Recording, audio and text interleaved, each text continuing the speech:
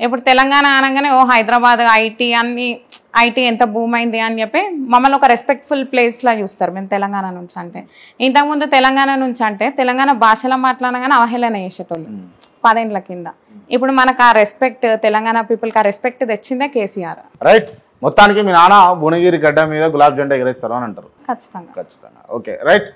నేను అనుకున్నా క్యామ మల్లేష్ గారి కూతురు వస్తూ ఉన్నది, మరి ఇంటర్వ్యూ చేయాలి అని అంటే అమెరికాలో ఉంటుందంట, చాలా పాష్గా మాట్లాడతారు, మరి ఎట్లా సాధ్యపడుతుందో, ఇంగ్లీష్ వర్డ్స్ వస్తాయి కావచ్చు మధ్యలో, మరి మా వీక్షకులకు ఎట్లా అర్థమవుతుంది అనుకున్నా. కానీ మాస్గా తెలంగాణ, నిజంగా తెలంగాణ బిడ్డ లెక్క, బీసీ బిడ్డ లెక్క, క్యామ మల్లేష్ బిడ్డ లెక్క బరాబర్ మాట్లాడిదమ్మా. అండ్ ఇంటర్వ్యూ క్లోజ్ చేసే ముందు నేను కొంతమంది పేర్లు చెప్తా, వాళ్ళకి సంబంధించి మీరు 1 word ఆన్సర్ ఇవ్వాలి. చెప్పండి. ముందుగా కేసీఆర్ ఇస్ తెలంగాణ అంటే కేటీఆర్ యూత్ ఐకాన్ అన్న. ఆయన వల్ల మా అందరికి చాలా హోప్ వచ్చింది. ఇప్పుడు ఇండియా బ్యాక్ వచ్చేద్దాం అని అనుకున్నాం అనుకో. మా husband complete IT, non political. So KTR లాంటి వాళ్ళు ఉంటే ఇన్ఫ్రాస్ట్రక్చర్ ఉంది, మనం ఏమన్నా చెయ్యాలి అనుకున్నా కానీ ఆపర్చునిటీస్ ఉన్నాయి తెలంగాణలో.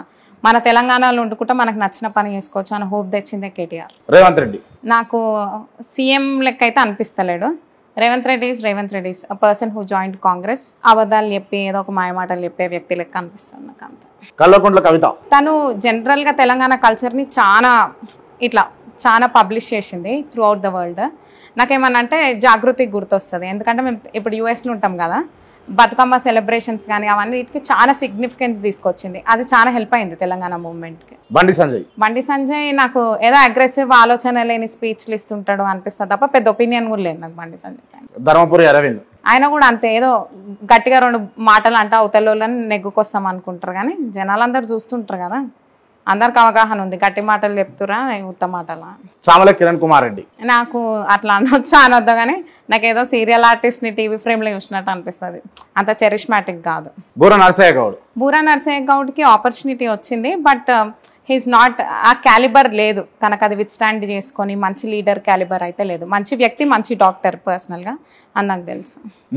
మోడీ అంటే కాషాయం గుర్తొస్తుంది అన్న.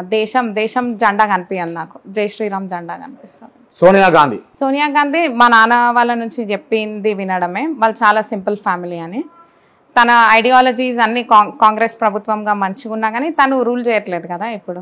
So she's a good lady, inspirational. Komatireddy Venkatreddy నాకు పెద్దగా ఒపీనియన్స్ లేవన్న. అంటే వాళ్ళ స్పీచ్ నేను ఎప్పుడు అట్రాక్ట్ అయ్యి వినింది లేదు. వాళ్ళు ఎప్పుడు అవతలని తిట్టడం, యువతలో పెద్ద ఉపయోగపడని స్పీచ్లు అవి మాట్లాడేటోళ్ళ గురించి నాకు పెద్ద ఒపీనియన్స్ కూడా ఉండవు. హరీష్ రావు హీస్ వెరీ మంచి intellectual person.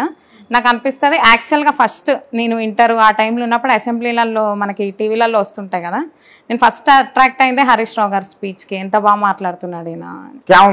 Kyama Mallesh mass leader, జనాల మధ్యలో ఉంటాడు. క్యామ మల్లేష్ అసంటోడు ఎంపీ అయింది అనుకో. భువనగిరి ప్రాంతంలో ప్రతి ఇంట్లో ఒక ఎంపీ అయినట్టే. నిజంగా భువనగిరి ప్రజలు ఎక్స్పెక్ట్ చేస్తారా క్యామ మల్లేష్ గెలవాలని చెప్పేసి? ఖచ్చితంగా ఎక్స్పెక్ట్ చేస్తారా అన్న. నేను పోకముందు ఈయనని మా డాడీ ఇబ్రహీంపట్నం ఒక్కడికే తెలుసు కదా, అవతల వాళ్ళకి తెలియదేమో అనుకున్నా కానీ అప్పటికే మా నాన్న 20 days ప్రచారం కంప్లీట్ చేసుకున్నారు.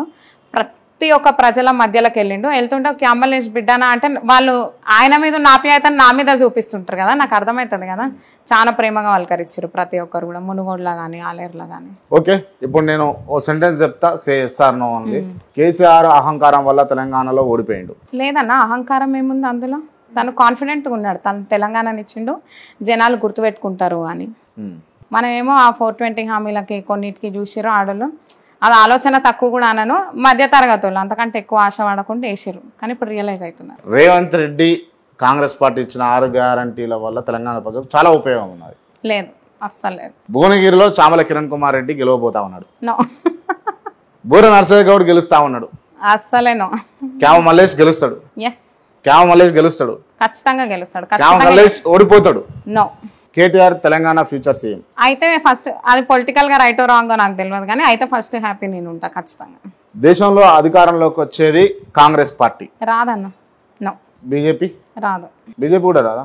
నేను అబ్సల్యూట్ మెజారిటీ ఎవ్వరికి రాదు అని అనుకుంటున్నా. ఎందుకంటే జనాలలో అర్థమైపోతుంది వాళ్ళు ఏమనుకుంటారంటే, ఒకరేమో మీడియాని మొత్తం కొని ఏదో ఒకటి చెప్తాం మంచిగా తయారై చూస్తే జనాలు నమ్ముతారని. కానీ జనాలలో అవేర్నెస్ వచ్చింది. ఎవరు రీసెర్చ్లో అందరి చేతిలో ఫోన్లు ఉండే, అందరి బ్రెయిన్లో వాళ్ళకు ఉండే, సో ఎవరు అనాలిసిస్లు వాళ్ళు చేసుకుంటారు, జనాలకు అవగాహన వచ్చింది. సో అబ్సల్యూట్ మెజారిటీ ఎవరికి రాదు. కాంగ్రెస్ ప్రభుత్వాన్ని కూలగొట్టి అధికారంలోకి కేసీఆర్ రాబోతున్నాడా? ఖచ్చితంగా ఆ టైం వస్తుంది అని అనుకుంటున్నాను నేను. కూలగొట్టి వస్తారా అధికారంలోకి మీరు? కూలగొట్టి అంటే కాదు, జనాల వ్యతిరేకత వచ్చినప్పుడు వాళ్ళ మధ్యలో వాళ్ళు కొట్లాటలై వాళ్ళే బలం చేస్తారు బీఆర్ఎస్ కి బలం చేస్తారు అనుకుంటున్నాను. రైట్. బీఆర్ఎస్ పార్టీ నుంచి చాలా మంది ఎమ్మెల్యేలు కూడా కాంగ్రెస్ లో జాయిన్ అవుతా ఉన్నారు కదా, వాళ్ళ గురించి ఏం చెప్తారు మీరు? ఇంకేంటంటే భయపెట్టిరు, లేకపోతే బెనిఫిట్స్ కోసము ఈ మధ్య ఆ ట్రెండ్ స్టార్ట్ అయింది, అధికారంలో ఉన్న వాళ్ళ దగ్గరికి పోవడము అట్లానే. కానీ అది రైట్ లీడర్ క్వాలిటీ కాదు. అట్లా పోయిన వాళ్ళు జనాలు కూడా చూస్తుంటారు కదా, వీళ్ళు వాళ్ళ కోసం మారుతారు, జనాల కోసం కాదు, స్వార్థపరులు అంటా నేను. రైట్. ఇప్పుడు మీరు భువనగిరి ప్రజలకు ఈ ఇంటర్వ్యూ ద్వారా ఏం చెప్పదలుచుకున్నారు? భువనగిరి ప్రజలందరికీ నేను ఏం చెప్పదలుచుకున్నా అంటే 13 తారీఖు నాడు ఓట్లున్నాయి.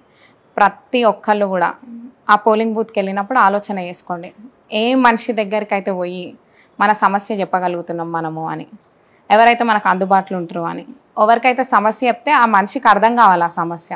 అటువంటి మనిషి క్యామ మల్లేష్ 2వ నెంబర్ సీరియల్పై కారు గుర్తుపై ఓటేయమని అందరికీ చెప్తున్నాను. Thank you so much. Thank you.